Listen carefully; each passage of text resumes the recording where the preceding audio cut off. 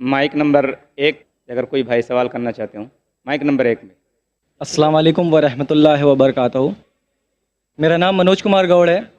मैं UP east Kanpur का रहने वाला हूँ। मैं अभी जस्ट मुंबई में नया हूँ, मुझे यहाँ पे कोई नहीं जानता, कुछ दीनी भाई है जो मुझे जानते हैं यहाँ पे। सबसे पहले मैं आपका शुक्रिया अदा करना चाहता हूँ इस मंच के थ्रू, जो हमारे डॉक्टर ज़ाकिर भाई ने यहाँ के थ्रू इतने सारे लोगों के बीच में मुझे ये मौका दिया कि मुझे आ करके अपनी किसी बात को कहने का मौका मिले। मैं एक ऐसी फैमिली से बिलोंग करता हूँ जो कि इतनी सेपरेट फैमिली है, जो कि मुसलमान का नाम नहीं सुनना चाहती है। इवन मेरे घर में मुझे पीस चैनल को देखने और सुनने की परमिशन नहीं है। फिर भी अल्लाह तबारक व तआला का एहसान है, करम है उनका कि मैं अपनी फैमिली का सबसे बड़ा बेटा हूँ और मुझको अल्लाह तबारक व तआला ने चुना और ज़रिया बना पीस चैनल, जिस पे मैं डॉक्टर ज़ाकिर नायक और डॉक्टर इसरार अहमद, शेख सनाउल्लाह, जिनकी तकरीरें सुनता था, जिनसे मेरे सारे मिसकंसेप्शंस दूर हुए। और यूपी ईस्ट का रहने वाला हूँ। मेरी उम्र 25 साल है। मैं मुंबई में पहली बार आया हूँ। मैं यहाँ पे किसी को नहीं जानता था और अल्लाह तबारक व तआला से यही दुआ करता था कि अल्लाह ताला, जब आपने मेरे को यहाँ तक पहुँचाया है कि इस्लाम को सही और गलत का जो मेरा कन्फ्यूज़न था वो सारा दूर हो चुका, तो अब मुझे ऐसी जगह पे पहुँचाइए जहाँ पे मैं इस्लाम को पूरी तरह से फॉलो कर सकूँ। क्योंकि मेरी फैमिली में पूरे के पूरे फैमिली के मेंबर्स अगेंस्ट, कोई भी बंदा मेरी बात सुनने के लिए तैयार नहीं। मैं अपने घर में इस तरह से रहता था कि जैसे एक लैंडलॉर्ड के यहाँ कोई एक किराएदार रहता है, बिल्कुल इस तरीके से, बिल्कुल नेग्लेक्ट करके वो लोग मुझे रखते थे। मैं ये मैसेज उन अपने घर वालों को भी और उन हज़ारों लोगों को जो मुझे यूपी ईस्ट के जानते, पूरे यूपी ईस्ट का पूरा बंदा जो भी मुझे देख रहा होगा, जो मुझे जान रहा होगा, उन तक ये मैसेज पहुँचाना चाहता हूँ कि इस्लाम कोई भी ऐसा काम नहीं करता है जिससे किसी माशरे को नुकसान पहुँचता हो। ये कोई टेररिज्म नहीं है, ये कोई ऐसा काम नहीं करता जिससे किसी को नुकसान पहुंचता हो। एक ऐसी फैमिली का बंदा जो कि मुसलमान के लिए इतनी गलतफहमी रखता हो, उसी घर का सबसे बड़ा बच्चा बाहर निकल करके इस बात को बताने के लिए तैयार है कि वो उनका दिमाग है, ये इस्लाम की तरफ से नहीं मिला है। तो मैं इस बात को कहना चाहता था, इस बात को बताना चाहता था। मैंने कभी सोचा भी नहीं था कि मुझे मौका मिलेगा कि मैं डायरेक्टली डॉक्टर ज़ाकिर साहब के सामने आके उनका शुक्रिया अदा कर पाऊंगा। और जब मैंने पीस चैनल देखा तो पीस चैनल के थ्रू मुझे ये पहले पता चला, चूंकि मैं इससे पहले कुछ सोचता नहीं था। जो ज़िंदगी चल रही है वो ज़िंदगी मेरे लिए काफ़ी थी। माँ है, बाप है, घर का सबसे बड़ा था, मैं एक वेल एस्टेब्लिश फैमिली का बंदा था, तो मुझे ऐसा कुछ सोचता ही नहीं लगता था कि मुझे कुछ और भी करना चाहिए। लेकिन जब इस चैनल को देखा तो वाकई में मुझे पता चला कि मैं जहाँ पे हूँ ना, वो कुछ भी नहीं है। असल ज़िंदगी तो मौत के बाद है। क्योंकि मेरी ज़िंदगी जो है ना, वो सिर्फ यही सोचती है कि मैं जो जो जो कुछ भी सोच रहा हूँ मेरी ज़िंदगी के दायरे में है। लेकिन असल ज़िंदगी जो शुरुआत होती है वो मौत के बाद। और मेरा हिंदू रिलीजन मुझे ये सिखाता है कि मौत के बाद न जाने कितने सारे जन्म है। हमारे वेद हमें सिखाते हैं नातस्य प्रतिमा अस्ति, फिर भी हम प्रतिमा को मानते, मूर्ति को मानते, देवी देवताओं को मानते। हमारा वेद हमें बताता है एकम ब्रह्मम द्वितीयो नास्ति, यानी कि भगवान एक है, दूसरा नहीं है, नहीं है ही नहीं। उसके बाद भी हम 36 करोड़ देवताओं को मानते।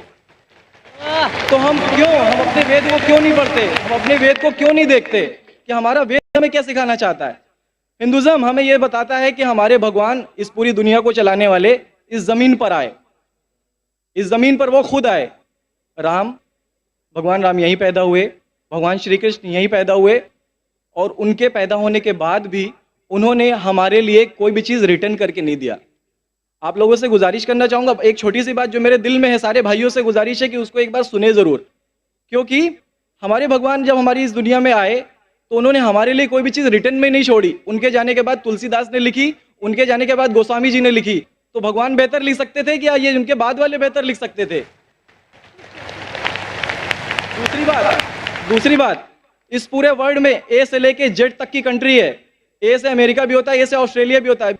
हिंदुइज्म जो है सिर्फ और सिर्फ 3 कंट्री है, इंडिया, मॉरिशस और तीसरा नेपाल अभी घोषित हुआ है, ठीक है। और श्रीलंका, जहाँ पे भगवान श्री राम ने जा करके रावण का वध किया था, जिससे दशहरा मनाते हम। उनके क्रिएशन के बाद, जब उन्होंने बुराई पे अच्छाई की जीत पा ली थी, तो जीत पा ली थी उसके बाद, यानी कि भगवान जिन्होंने पूरी दुनिया को बनाया, हम ऐसा सोचते हैं, हिंदुज़म ऐसा सोचता है, जब उन्होंने किसी स्पेसिफिक कंट्री पे जा करके वहां पे बुराई की हार करके अच्छाई की जीत कर ली, तो आज तक वो भगवान को पूजने वाले उस देश में हिंदुइज्म क्यों नहीं है? तो ये सारी चीज़ें, ये इस्लाम जो हमें सिखाता है, इस्लाम का जो मैसेज है, वो सारी चीज़ें हमें ये सिखाती है कि हम मिसकंसेप्शन पे ना जाए, हम देखा देखी पे ना जाए। अगर कोई मुसलमान गलत करता है तो हम ये नहीं सोचे कि वो इस्लाम है। वो मुसलमान गलत हो सकता है लेकिन इस्लाम गलत नहीं हो सकता।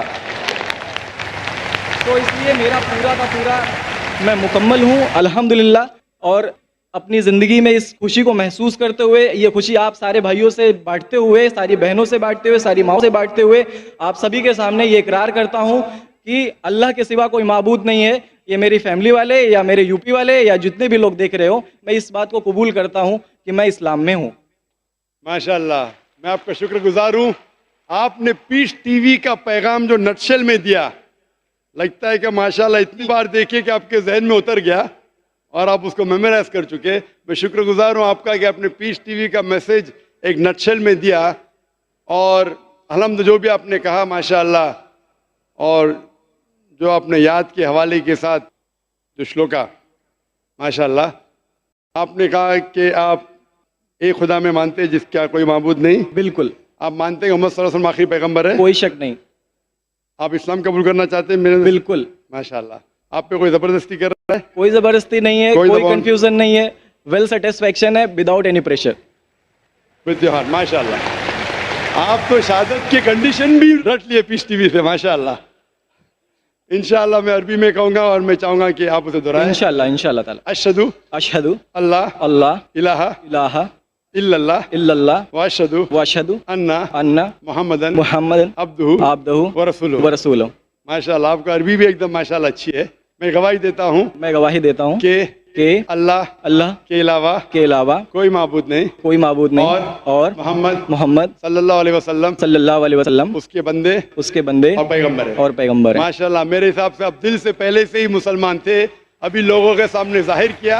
और आप जो कहना चाहते थे, यूपी में कई लोग आपको जानते, ये लाइव टेलीकास्ट है पूरे दुनिया में और हमारी व्यूअरशिप तकरीबन 10 करोड़ है, 100 million. It is the largest watched spiritual channel, religious channel in the world. अल्हम्दुलिल्लाह स्टैटिस्टिक्स के हिसाब से सबसे ज्यादा देखे जाने वाला मजहबी चैनल, क्रिश्चियन चैनल से भी ज्यादा और दिगर इस्लामिक चैनल से भी ज्यादा पीस टीवी अल्हम्दुलिल्लाह। और इस देश में भी करोड़ों लोग देखते हैं और जाहिर है कि कई यूपी वाले भी देखते होंगे। आपने शहादा सिर्फ यहाँ लाखों लोग के सामने नहीं दिया, आज का मजमा माशाअल्लाह अल्लाह जानता है कितने लोग हैं, लेकिन लाखों की तादाद है, एक सैलाब है। इनके अलावा करोड़ों लोग पीस टीवी पे देखते, उनने भी आपकी शहादत को सुना, आपके शॉर्ट मैसेज को सुना। मैं इसके लिए शुक्रगुजार हूँ। अल्लाह सुब्हानहू व तआला से दुआ करता हूँ कि आपको इस दुनिया में बेहतरीन जिंदगी दे, लेकिन आखिरत में और बेहतरीन जिंदगी दे। और आप जानते हैं कि आपने दुनिया के ऐशो आराम को ठुकराया, क्योंकि आप जानते हैं कि आखिरत की जिंदगी इस दुनिया से बेहतर है। फिर भी अल्लाह ताला फरमाते हैं कि दुआ करो कि इस जिंदगी में भी, सूरह बकरा सूरह नंबर 2 आयत नंबर 201 में, रब्बना आतीना फिद दुनिया हसनतों व फिल आखिरत हसनतों क़िना अज़ाबिन्नार। मैं दुआ करता अल्लाह ताला से कि आपको इस जिंदगी और आखिरत में भी सबसे बेहतरीन जिंदगी दे और आपको जहन्नम से बचाए और आपको जन्नत में डाले। आमीन आमीन सुम्मा आमीन। बहुत से लोग को गलत फहमी है कि इस्लाम धर्म 1400 साल पहले आया, इसीलिए कुरान मजीद में लिखा अल्लाह ने एक ही दीन भेजा, एक ही धर्म भेजा, वो है अमन हासिल करना अल्लाह सुब्हानहू व तआला के अहकामात के मुताबिक। और अल्लाह सुब्हानहू व तआला ने हर दौर में पैगंबर भेजे, लेकिन जितने भी पैगंबर आए थे वो सिर्फ अपने वक्त के लिए महदूद थे और अपने लोगों के लिए थे।